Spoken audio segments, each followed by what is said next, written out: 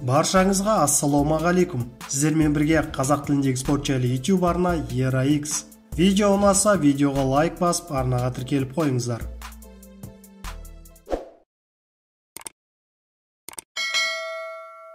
Бесінші раундта сұлатып түсіремін. Жәнібек Әлімханұлы үлкен үндеу жасап, жапон боксшысын рингке шақырды. Твиттердегі аккаунтында Әлімханұлы жаңа жекпе-жек туралы үндеуді топ-ранг президенті Боб Арумға және WBA бокс қауымдастығына жіберді. Жапондық орта салмақтағы үздік боксшы Риата Мурата қазақ стилінің жаңа нысаны болды. Келіңіздер, осы жекпе-жекті ұйымдастырайық. Мен оны 5-ші раундта нокаутқа түсіремін. Топ-ранг бұл жекпе-жекті ұйымдастыра алады. Мен оны өте оңай жеңе аламын. Бокс жанкүйерлеріне жаңа чемпион керек деп мәлімдеме жасады қазақстандық боксшы. Жалынамын, оны бокстан аулақ ұстаңдаршы.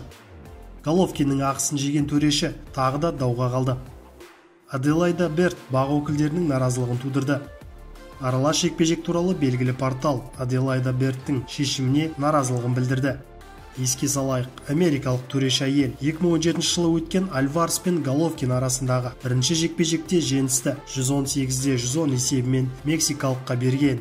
Содан кейін ол бір айға шеттетіліп, алайда жазаланбаған болатын. Содан кейін де Берт бірнеше рет даулы шешім бойынша сөзге іліккен. Осы жолы бақ өкілдері Лас-Вегастағы жекпе-жектен кейін шешімге ашуланды. Бұл кездесуде Олимпиаданың 2 дүркін чемпионы жартылай жеңіл салмақтағы кубалық проспект Робейси Рамирес аты шықпаған колумбиялық Брэндон Вальдестен анық басымдығын көрсетті.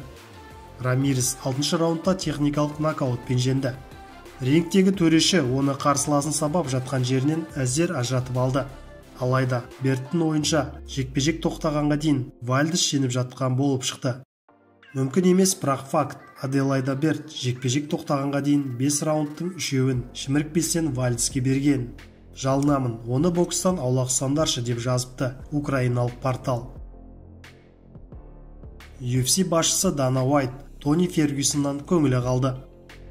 Мен турнир кезінде бұрынғы Тониді көремін деп үміттендім. Джастин Геджимен өткен жекпе-жекте ол салмақ дәрежесіне байланысты нашар төбелесті деп ойлағанмын. Ол әдеттегідей мінез көрсетіп, қайсарлық танытты, бірақ оның ең үздік кездері артта қалыпты. Бұл кез келген адамның басына келеді. Енді Тони үйіне барып отбасымен бірге біраз уақыт өткізуі керек. Сондай-ақ келесі жылы не істегісі келетінін ойлануы керек. Одан кейін барып қана Тонидің алдағы жағдайын көре жатармыз, деді Уайт. Еске сала кетелік, бұл Фергюсонның биылғы 2-ші жеңілісі. Бұған дейін ол Джастин Геджиден де жеңілген еді. Сіздермен бірге болған ERA-X арнасы.